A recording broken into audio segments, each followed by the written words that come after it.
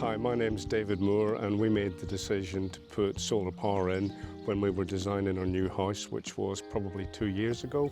We made the decision, we designed with the help of Wanaka Solar what was going to go in, and at that stage it had to power the new house, the existing cottage, my office and the workshop. The best advice I could give to somebody thinking about getting solar is talk to somebody who already has it. Deal with somebody that's local and deal with somebody that is actually selling you the hardware and allowing you to make your own decisions about who you contract with. The question that everybody asks is, what's your return on investment when you put solar in? And it's the wrong question. The question that should be asked is, what else do you do with the free power you generate? So in the summer we run our air conditioning free of charge, no cost. We can irrigate the whole garden, so on a hot day, it doesn't cost us anything to irrigate freely. So we make decisions about what we do when we want to do it that don't even come into the return on investment. We had a really good service from Wanaka Solar.